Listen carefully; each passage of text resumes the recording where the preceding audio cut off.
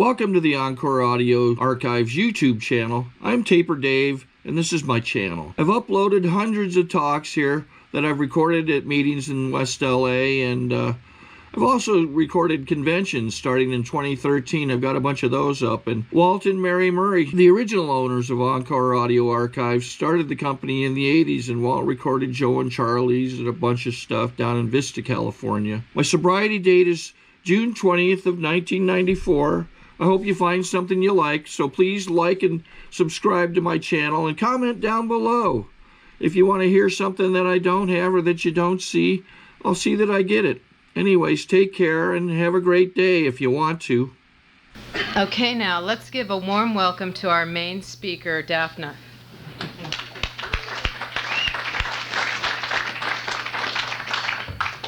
Hi, everybody. Is this too loud? Okay.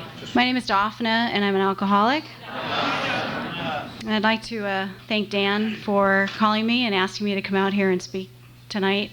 He told me when I got here, he kind of gave me the 1-2 about speaking at your meeting, and he said I'm not allowed to give a drug-a-log, which actually works out pretty well for me because I don't remember most of back in the day.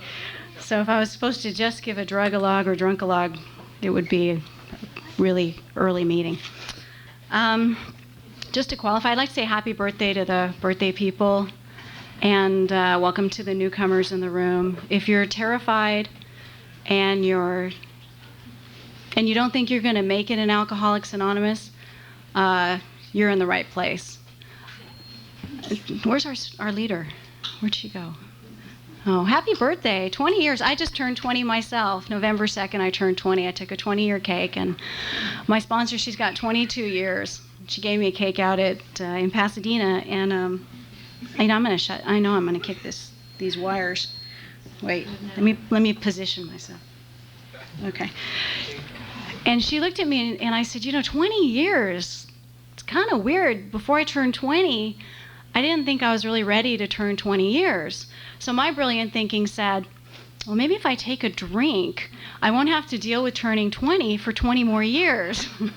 And then I thought, well, then I'll be 60, and that'll really kind of suck. So I forgot to take a drink, and then I turned 20, and I was stuck. And she looked at me, and it was interesting because she said to me, she said, at 20, you're a lot better. You're just a lot weller than you were when you walked in. And I thought about it, and I thought, what, she's right. I'm a lot better, a whole lot better than I was when I walked in. I'll just do a little bit of what it was like, what it happened, and what it's like now, because that's what we're supposed to do. I came into the rooms of Alcoholics Anonymous when I was 20 and a half. I came into the Allen S. Club in Reseda, which was at that time upstairs on Reseda Boulevard and Sherman Way. We have somebody who's known me since I was new here tonight. And the Allen S. Club was kind of a biker bar. It wasn't a bar, but it was kind of it was a biker clubhouse full of felons. And I was a little, seriously, a lot of felons in the Allen S. Club, like One-Eyed Joe Gomez. And a lot of them who used to stand up at the podium and talk about how they murdered people and raped people and went to the pen and, did all this stuff. And I was this 20-year-old little lost girl from the valley going, wow, I was terrified. And the walls were all yellow because they smoked in meetings back then. It was awful. And I tried to smoke, and I just was not a good smoker. And I just couldn't do it. And and the ashtrays with all the cigarettes and the coffee, and it was just so old AA. And I love the Allen S. because even though I was terrified in my first year of sobriety, I was sure I was never going to make a year. I was sure it wasn't going to happen. Something was going to happen, and I was not going to make a year. Because I never made it. I never achieved anything before I came here. I never kind of quite got to, the end of anything because I was always getting drunk or getting loaded or something. Something always happened. I couldn't get off the couch or, you know what we do. And so I was sure that this wouldn't work for me. I knew it would work for everybody else in the room, but I knew it wasn't going to work for me. And I couldn't tell you why, but that I just, was sure of it because I was a loser. And but I kept coming back. I think I kept coming back because I didn't have a place to go. I didn't have any friends left when I came here. I couldn't hold down even a part-time job when I came here. I had just gotten fired from some minimum wage, crappy little job. And I'll never forget the owner of that little store I was working at said the first honest thing I think anybody had said to me that I really remembered. He looked at me and he said, if you don't change your ways, you're never going to get anywhere in life. And that really stuck with me because nobody had ever said that to me before. Anyway,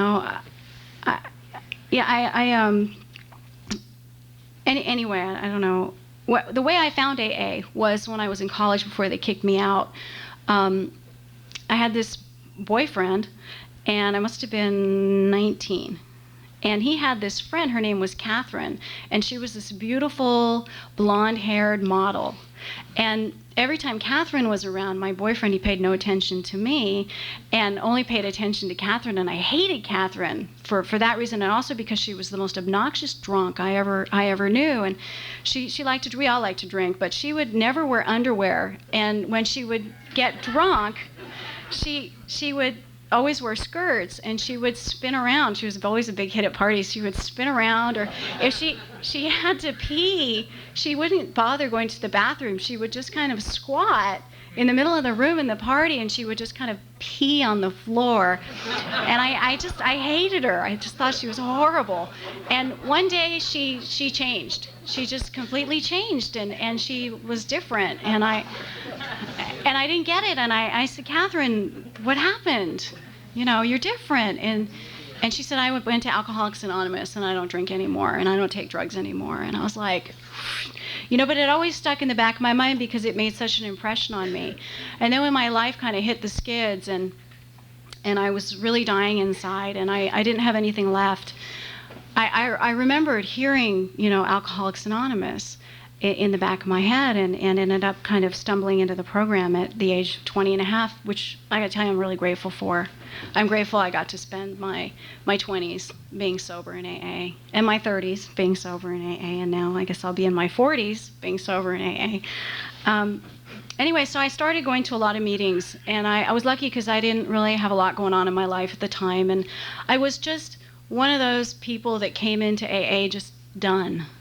I don't know how that happens. I just remember feeling done. I was tired. I just didn't have any kind of answers left. I had made such a mess of my life that I was so willing to do whatever I was told in Alcoholics Anonymous, to have some sort of a change, something be different, that I didn't fight everything and everybody anymore when I came into AA. And I ended up getting a sponsor who was a nester. Actually, my first sponsor, I don't talk about this much, but my first sponsor was a man, which I do not recommend this, but this was just what happened with me. And my first sponsor was a man, was my sponsor for my first 12 years of sobriety.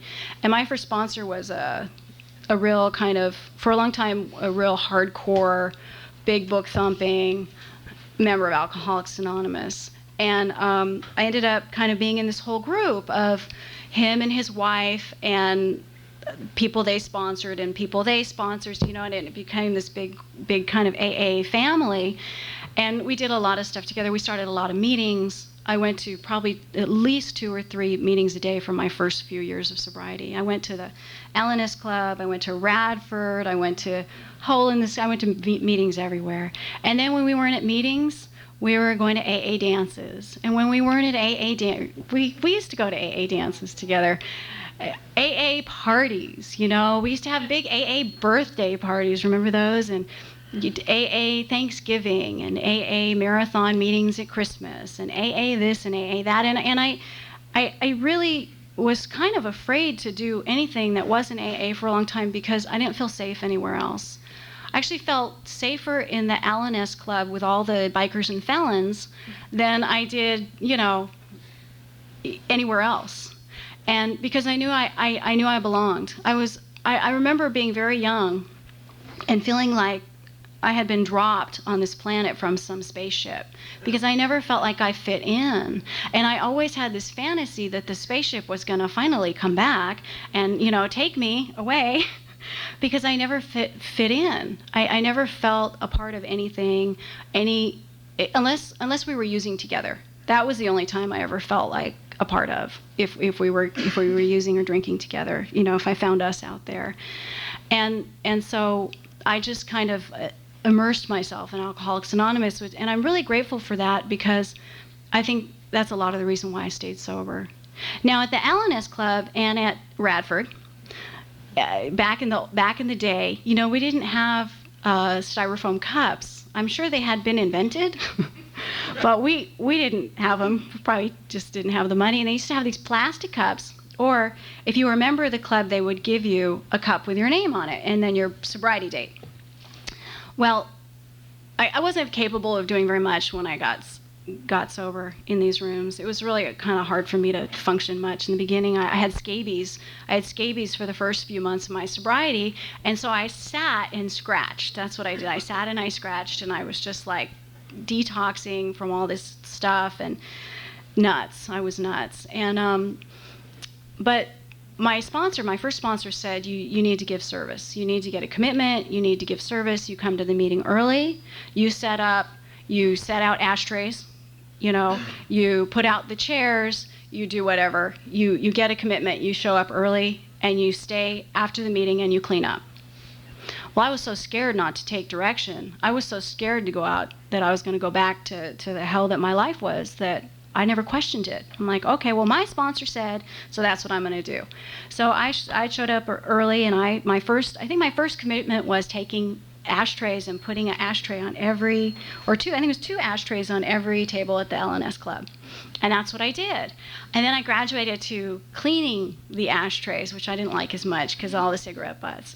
And then I graduated to washing cups. And that was, I think, my favorite commitment for a long time, because I always talk about this, because when you washed cups, whether it was at the Nest or whether it was at Radford, you were standing at the sink, and I always put myself where I'm a compulsive cleaner anyway, so it's kind of the perfect job for me.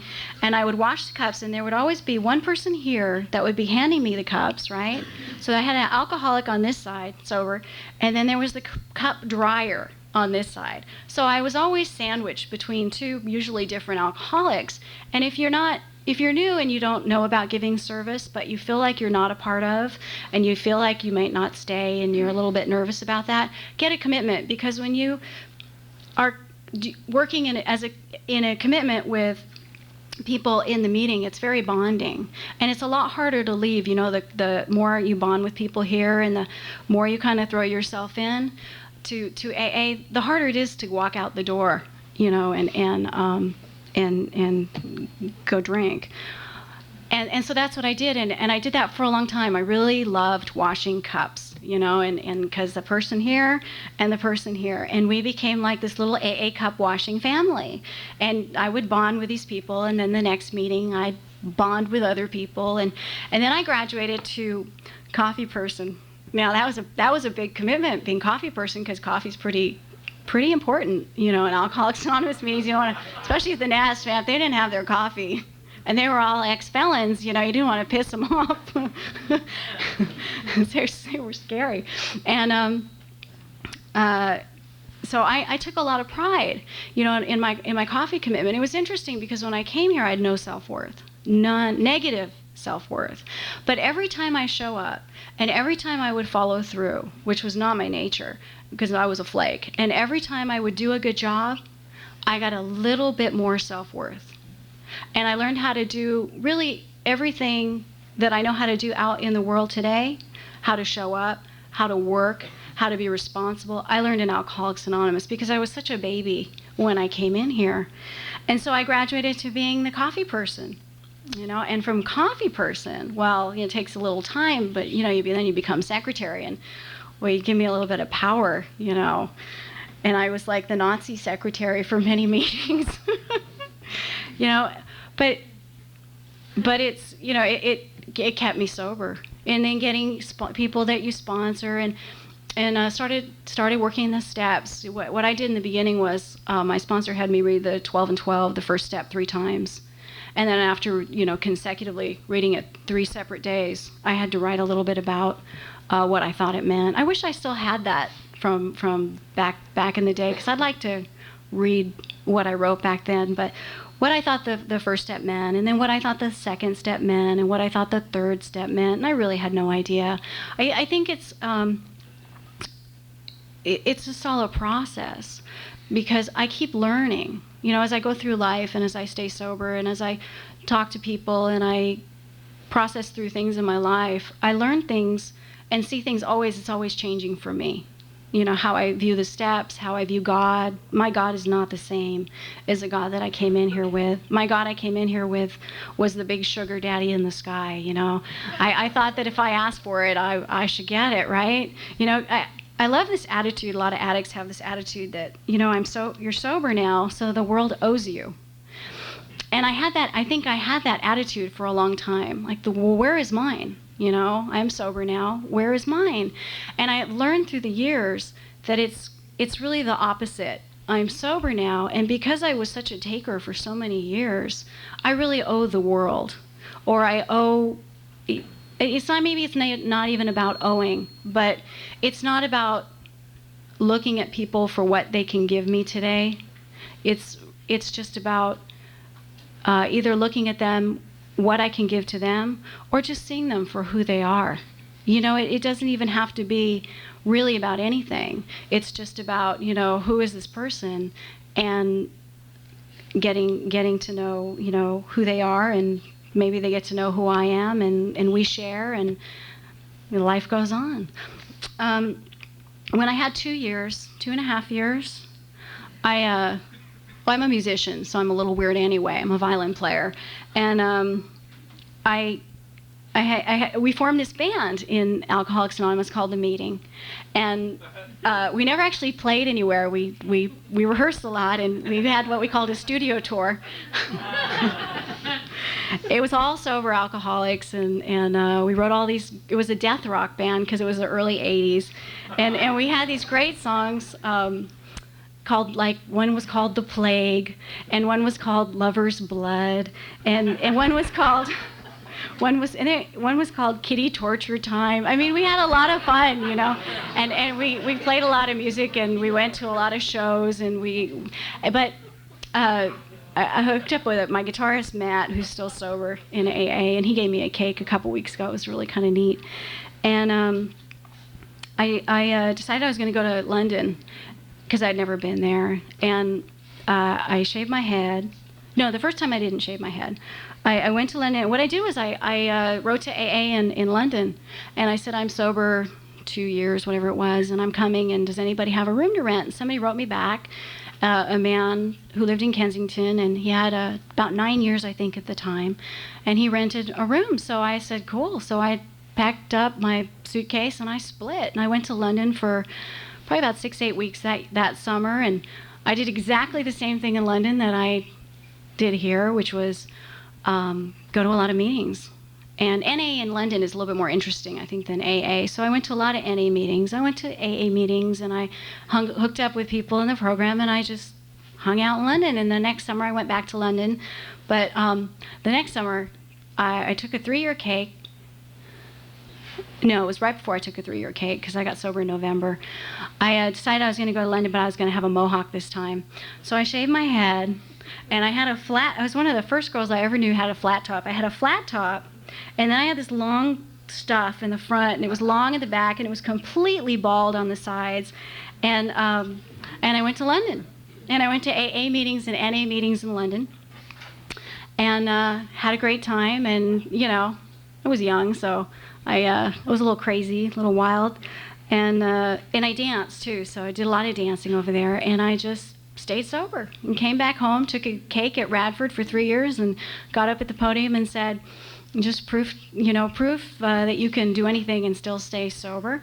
And I had a mohawk for a few years in sobriety. I ended up doing all this TV work and all these videos, and people were always taking my picture and telling me they wanted me to be in, this movie or that.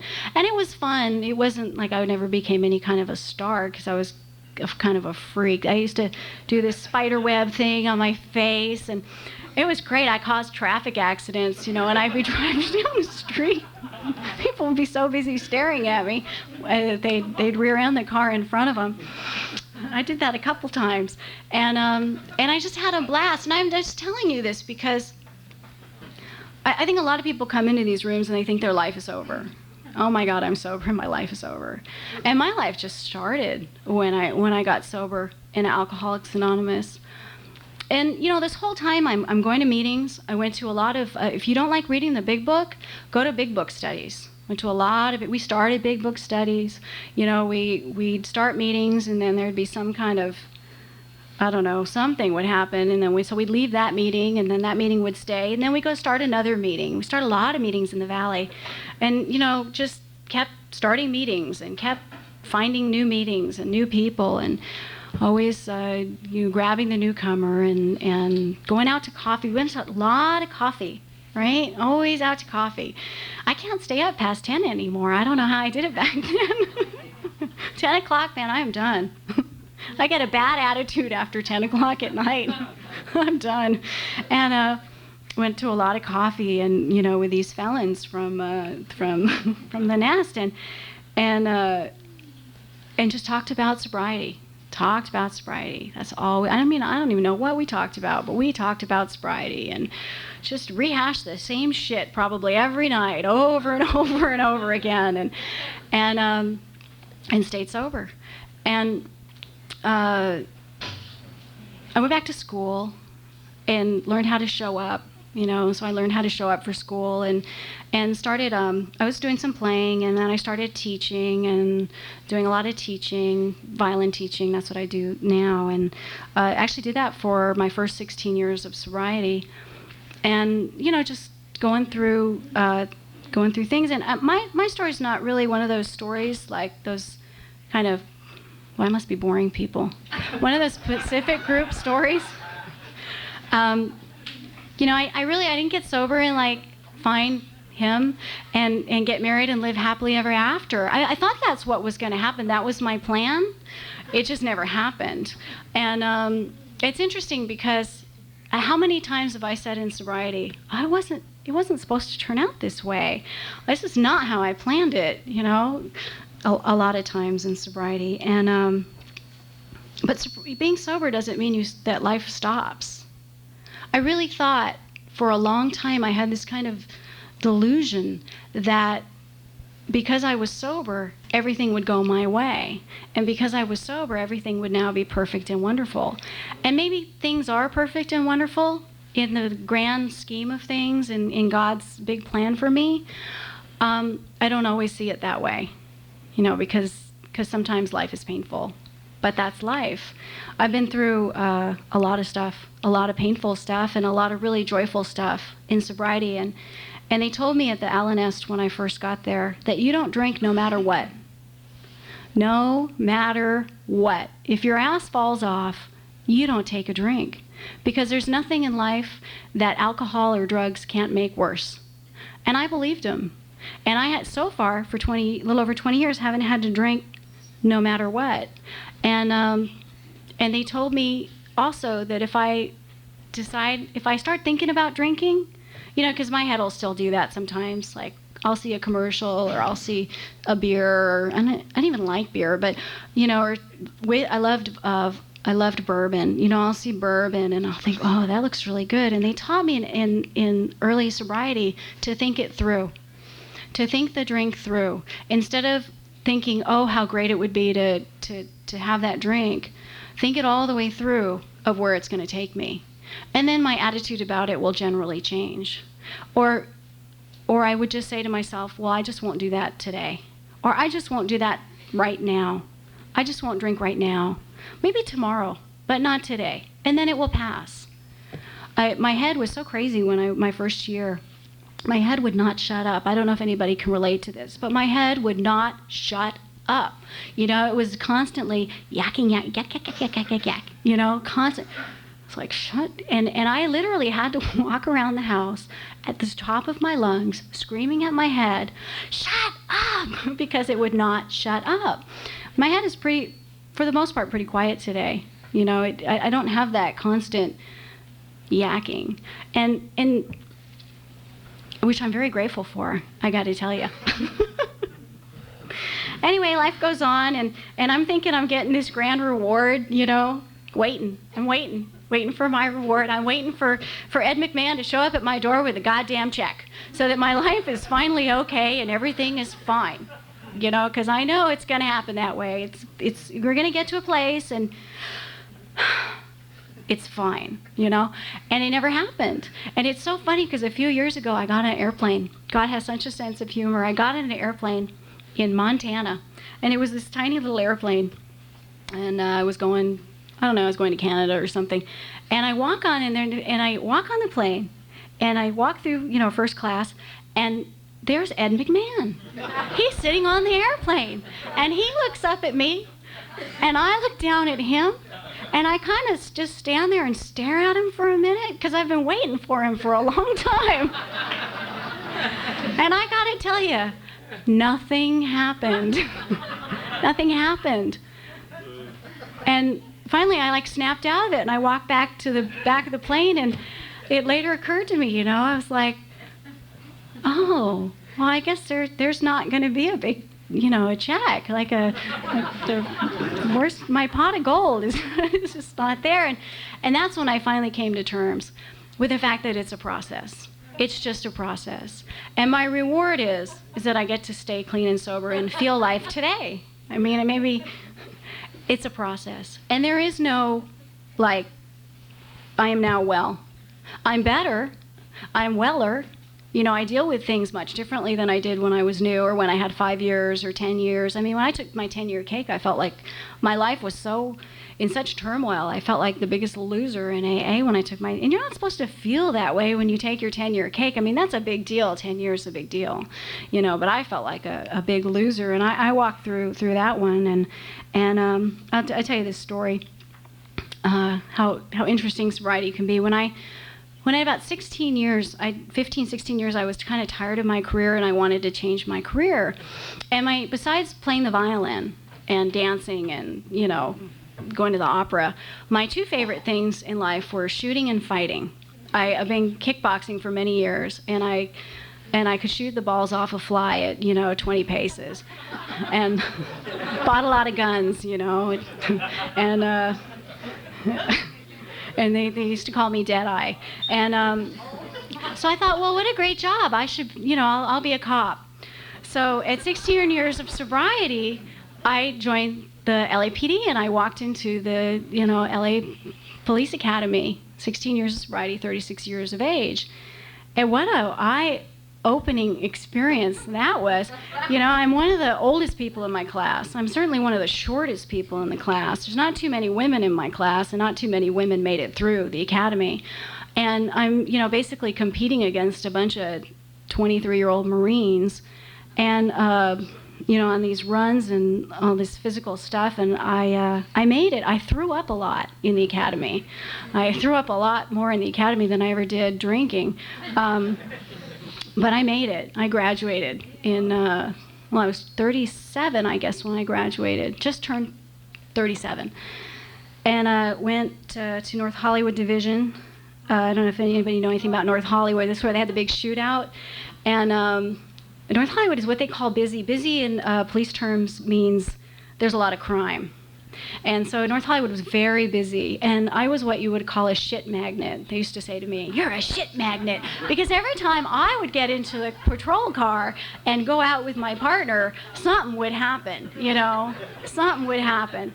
And I'd be rolling around on the street with some drunk, you know, hadn't bathed in a year, and, you know, trying to fighting him. And of course, I always got, this was after he peed his pants, I always got the bottom half of him, you know, because I was the boot.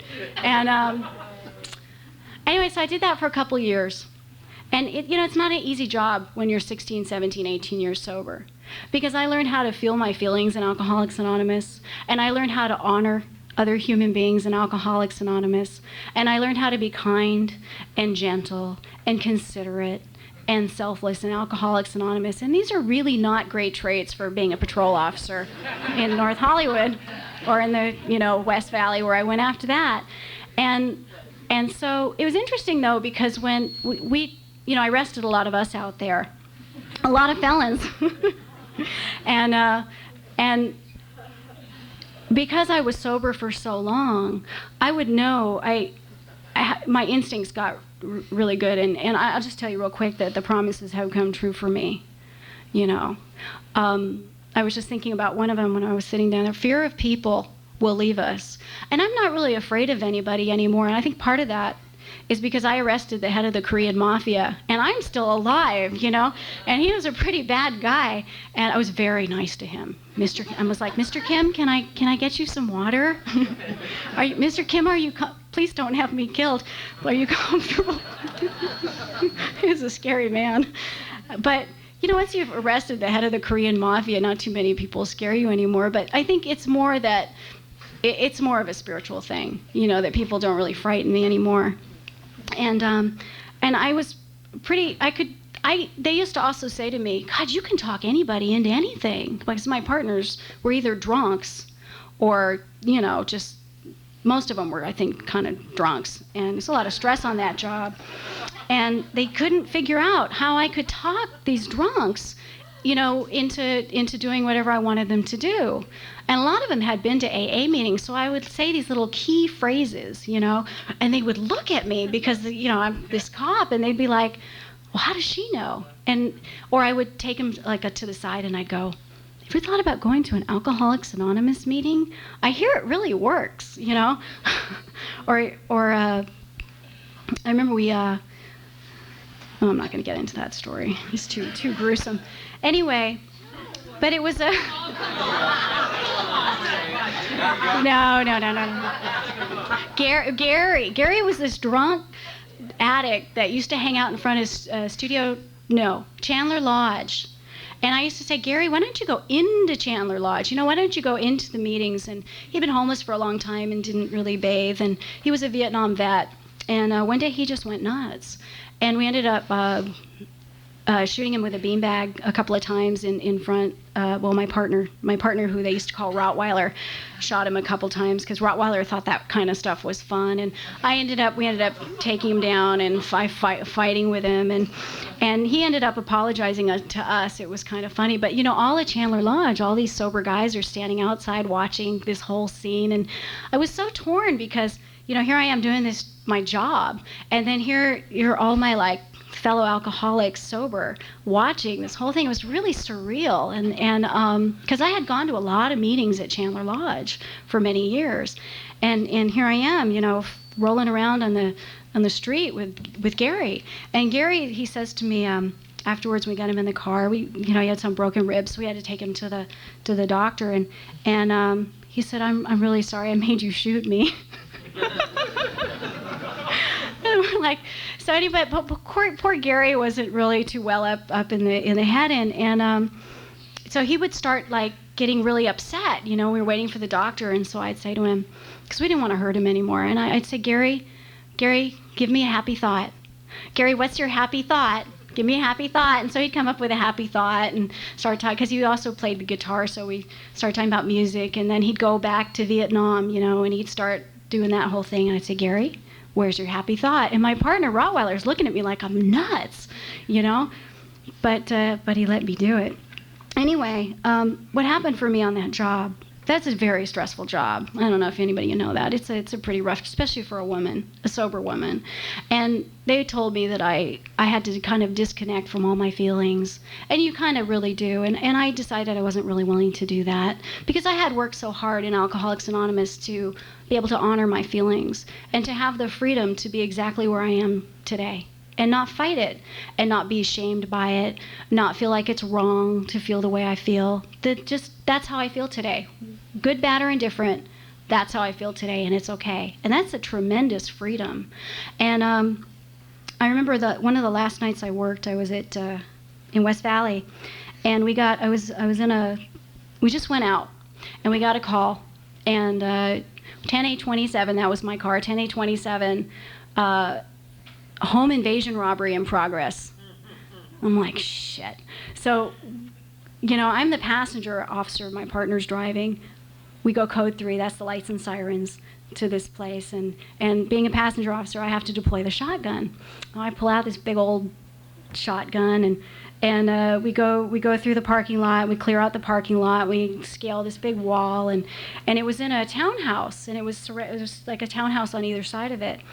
And we go in, and I'll just tell you, if anybody is ever in a shootout, if you're ever in a shootout, there's 2 really good places to put yourself so you don't get shot. One is behind the engine block of a car, because not too many things will penetrate that. It's just my little advice for you tonight. In Malibu, there's a shootout in Malibu, and those famous Malibu shootouts. And now watch, there will be one. Or behind a big tree, because not too many things will penetrate a big tree. Block walls aren't very good, you know. So there was a big tree about 20 feet right in front of the front door. And being the moron that I am, I put myself behind the big tree right in front of the front door. Well, that makes me the shooter. So if anybody comes out with a gun, because everybody else was smart enough to go either over there or over there, but I'm behind the big, and it was a big tree, with a big old shotgun right in front of the front door. So this guy ends up coming out the front door. I have my shotgun pointing at his guts. Now I'm a good shot, so if I'm going to shoot, I'm going to hit him, you know. And I came this close to blowing a hole in this guy. It was a pretty amazing moment in my life, you know, coming that close to killing somebody. Fortunately, I didn't have to, but just before, you know, just at that moment, I had a kind of this little voice of clarity in my head that piped up. I've got this shotgun pointed at this guy, and I'm yelling at him, and he's not listening to me. And this voice in my head said, "This sucks."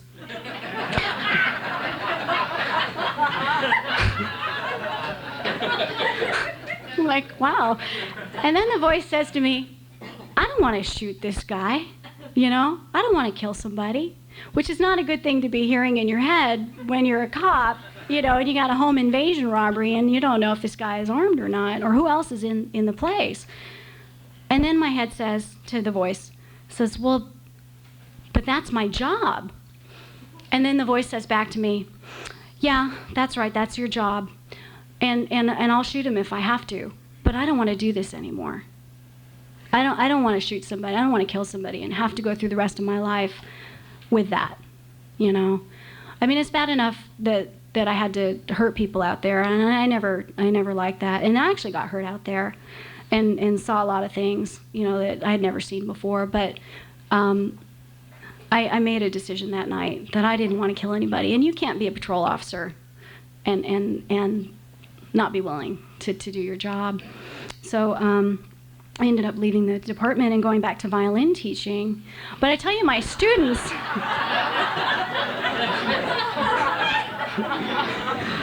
I don't think it's that weird, but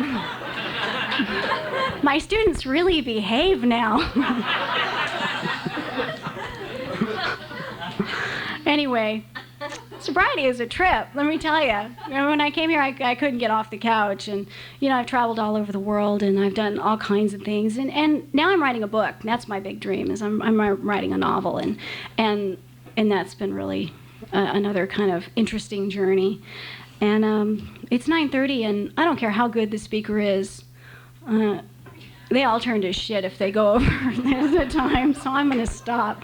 But I'd like to thank you for bringing me here tonight and for sharing in my sobriety.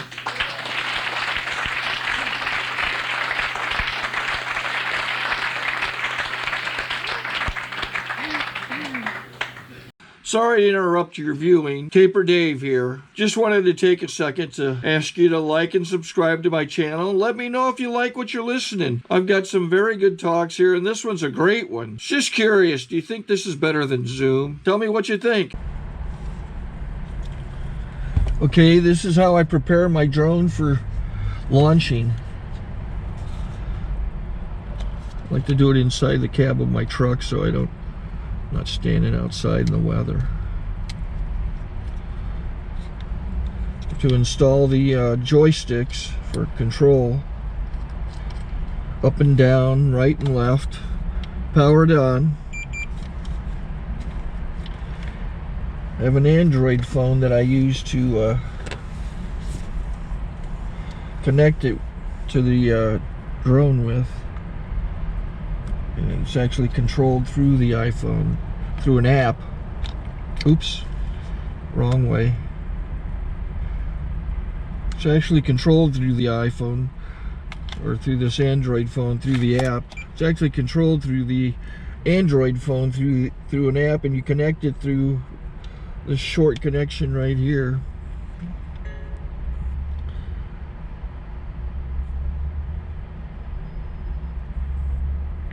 Remote control connected. Remote control's connected. So I pull out the drone. I have to extend the legs. Long legs extended first, then the short legs. Remove the gimbal protector. Set that aside, then power it on one short burst, then one long burst. I lay it down. So I have to go to calibrate. So the drone's not connected yet. It shows you here as this drone gets disconnected, even though the remote's powered on. So the drone has to establish it's connected. So I go into the app to calibration mode. First I'll calibrate the remote controller. Start calibration. Out, in, out, in, up, down, and then this little wheel is to control the gimbal. So it's calibrated. Go to gimbal calibration, start calibration, and then it calibrates the gimbal. And if that shows up, the gimbal's moving all over the place. Changes, you can see it on the video. And I'm calibrated to take off. It's acquired 7 satellites at the moment. There are 26 satellites up in the sky, which it has to acquire before you can take off. So it's connected. It's got enough satellites. This is white. I can go to press this little arrow button, swipe right to take off, and it would start the motors if I slid this to the right. But I'll wait till I get outside. Don't want to do it inside.